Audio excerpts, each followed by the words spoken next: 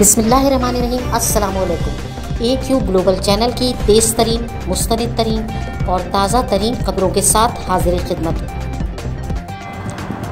पाकिस्तान के लिए एक बुरी खबर है कि FATF financial action task force ने पाकिस्तान को ग्रे लिस्ट से खारिज नहीं किया, बल्कि पाकिस्तान को मज़ीद कुछ साल तक ग्रे लिस्ट में रखने का फैसला किया है।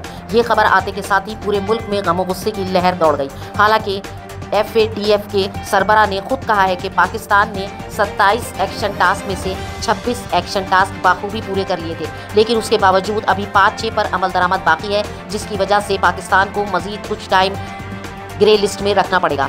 इस बात पर पाकिस्तान के तमाम दानिश्वर तबके, सहाफ़ियों और सियासतदानों ने शदीद रद्द-ए-अमल का इजहार किया है और FATF से कहा है कि जब पाकिस्तान 27 में से 26 टास्क पूरे कर चुका था तो उसे किस साजिश के तहत मज़ीद ग्रे लिस्ट में रखा गया है। जबकि वफाकी वज़ीर बराए तवानाई हमाद अजहर ने कहा है कि पाकिस्तान को 2 साल के लिए मज़ीद टास्क दिए गए हैं। ताहम अवाम इस वजाहत पर मुतमईन नहीं है और पाकिस्तान को ग्रे लिस्ट में रखने पर शदीद तरीन गम गुस्से का इजहार कर रही है।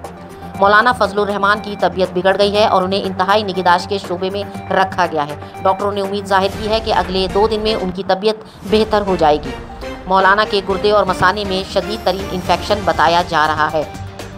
इंडिया में डॉक्टरों ने बेहिसी की हद कर दी और इस खतरनाक दौर में तकरीबन 2000 मरीजों को जाली कोरोना वैक्सीन और नमक मिले पानी का इंजेक्शन लगाकर कह दिया कि आपको वैक्सीनेशन कर दी गई है। स्कैंडल खुलते के साथ ही भारत में खलबली दौड़ गई है और डॉक्टरों के खिलाफ शदीद तरीन कार्रवाई का मुतालबा जोर पकड़ रहा है। कराची के एक अस्पताल से एक हामला औरत नौमौलूद बच्चा लेकर फरार होते हुए गिरफ्तार हुई। औरत ने बताया कि वो उसके शौहर के दबाव की वजह से बच्चा लेकर गिरफ्तार हो रही थी, क्योंकि उसे भी एक बेटा चाहिए था। ताहम पुलिस ने औरत को गिरफ्तार कर लिया है और उसके खिलाफ कार्रवाई शुरू कर दी गई है। न्यूजीलैंड वर्ल्ड टेस्ट चैंपियन बन गया है। भारतीय ढेर हो चुके हैं। न्यूजीलैंड ने वर्ल्ड टेस्ट चैंपियन जीत ली है और भारत जो अपने आप को इस मुकाबले के लिए शेर से तजबीह दे रहा था, ढेर होकर रह गया है।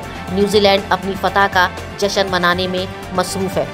और आपको बताते चलें कि विटामिन D वो विटामिन है जो इंसानी जिस्म को कोरोना से महफूज रखता है, इसलिए धूप में बैठना इंसानी जिस्म के लिए बेहद मुफीद है।